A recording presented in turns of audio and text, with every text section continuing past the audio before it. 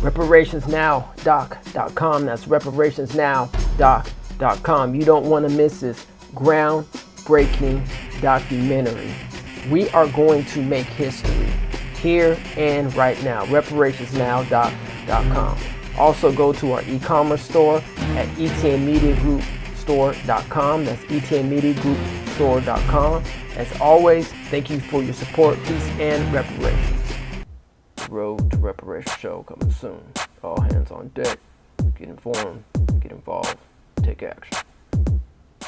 Amend the Mass Media Group is California Capital's premier YouTube channel focused on reparations, dedicated to political advocacy and apologetically aimed at shining a spotlight on our righteous justice claim for reparations.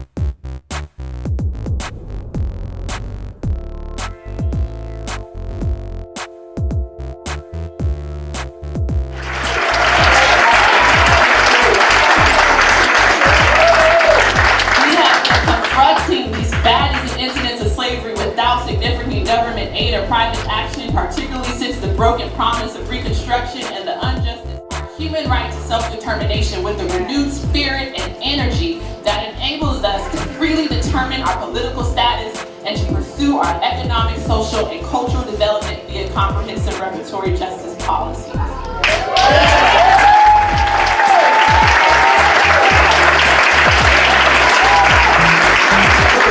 That was excellent.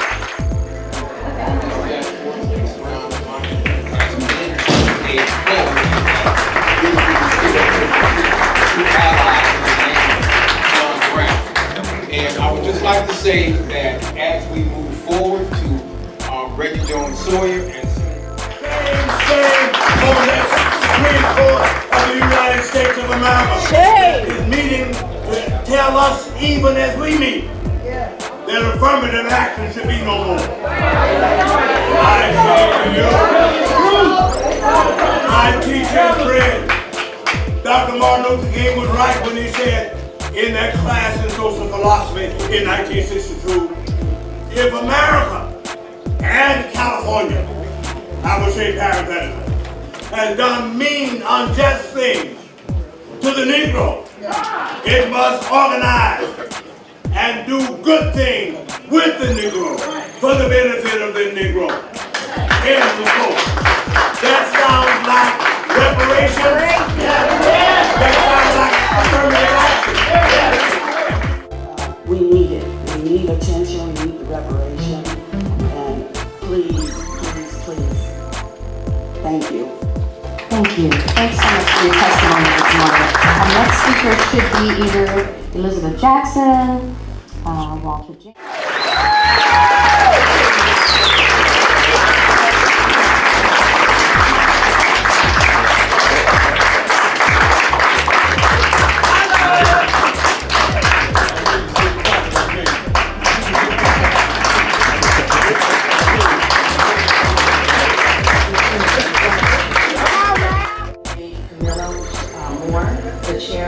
For inviting me to give testimony on this final day of reparations task force meeting. I also want to recognize my council member, Council President Pro Tem, Monica Montgomery Stepp from San Diego, who represents. I'm not sure where number 24 is. Okay.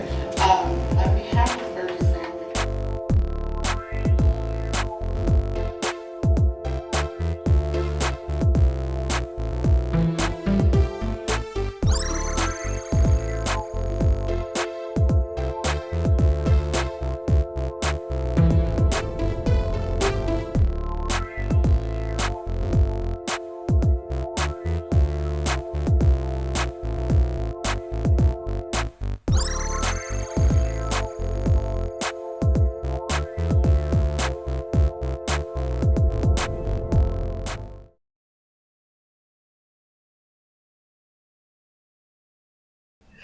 Okay, I prepared a few remarks. First, I would like to say I have been deeply honored to serve on this historic task force alongside my fellow esteemed colleagues, all of which who were appointed either by California Governor Gavin Newsom, President Pro Temp of the California State Senate, Tony Atkins, or Speaker of the California Assembly, Anthony Rendon. The 9-member task force comprises of longtime, as you all know, civil and human rights leaders, academics, lawyers, psychologists, and elected officials. In fact, the task force's 16 public hearings to date have been incredibly inspiring and robust due to the diversity of thought amongst the fellow members of the task force, who all hold and represent a wide range of political, historical, and sociocultural perspectives on the topic of reparatory justice that is culminated in this nearly 1,000-page final report. The remaining of my remarks are more personal in nature. I know there's a lot of people outside too, but I'll start my remarks now. Wolof, Bombana, Bambara, Nar, Moore, Poulard, Fulby, Mandinga, Kisi, Conga, Chamba, Phone, Hausa, Nago, Edo, Calabar, Ibio, Congo, Makwa, Arda, Moko, Dindi, Jaba, Mina, Ewe, Nupe. According to the Whitney Plantation Museum, these are some of the indigenous African ethnicities of which members were bartered and sold as human cargo from the great and exploited continent known as Africa, as the late Reverend Martin Luther King said in his last book, Where Do We Go From Here, Chaos or Community, to the colony of Louisiana. Through sheer terror and violence, European enslavers attempted to strip these indigenous African human beings of their cultural and ethnic heritages, relying on the power to label them Negro, Black, mulatto, or other socially constructed terms to deny them of their human right to self-determination. The vestiges of descent-based chattel slavery that mar my family's history in the United States traveled consequently with us all the way to California through the Great Migrations, like my father's ancestors who were once enslaved on the Whitney Plantation in Louisiana, formerly known as Habitation Hydel. And like my mother's ancestors, namely my grandmother and great-grandmother, Catherine Young and Viola Wilson Cooper, who were subjected to slavery by another name, known as sharecropping in Chula, Mississippi. These mighty women were internal refugees trekking from Chula to Los Angeles to escape casteist slavery and other forms of terror in the Deep South, only to be met by Jim Crow again out west. As the esteemed Ta-Nehisi Coates once wrote, never forget that we were enslaved in this country longer than we have been free.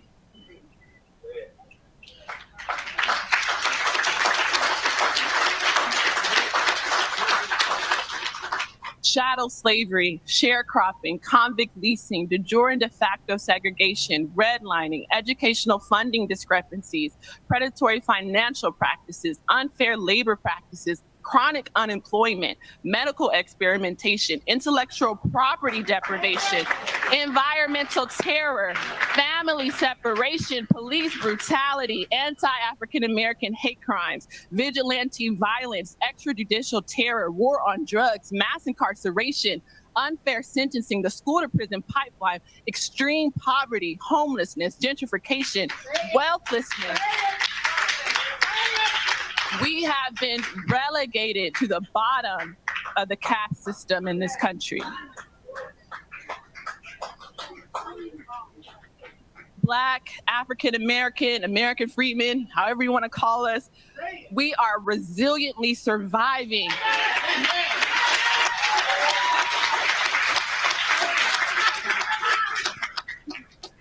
We are resiliently surviving the afterlife of descent-based chattel slavery. In fact, African Americans have been historically burdened with confronting the aforementioned lingering badges and incidents of slavery without significant government aid or private action, particularly since the broken promise of Reconstruction in this country and the injustice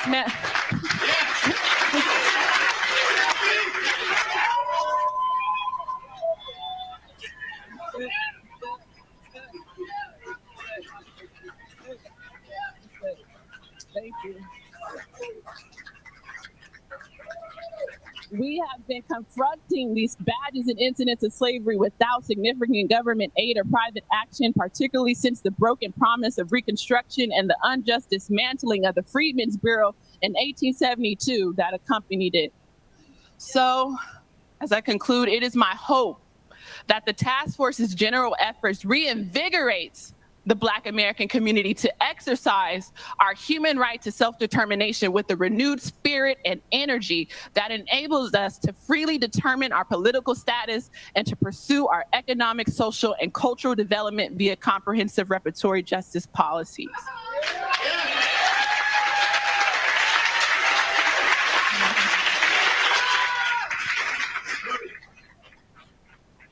The California Reparations Task Force will sunset in a couple of days, actually during the International Decade for People of African Descent, which is from 2015 to 2024, which was proclaimed by the UN General Assembly.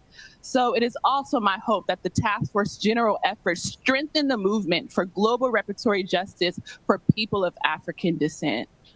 Lastly, the task force's final report also highlights the unjust treatment in some instances of many groups in California, from Native, Latinx, Asian, and African Black diaspora communities and other marginalized groups. So it is also my hope that the task force's general efforts empowers these groups in their respective advocacy and ultimately strengthens the capacity for cross-cultural allyship and movement building. It's been an honor and a privilege, and thank you. That concludes my message.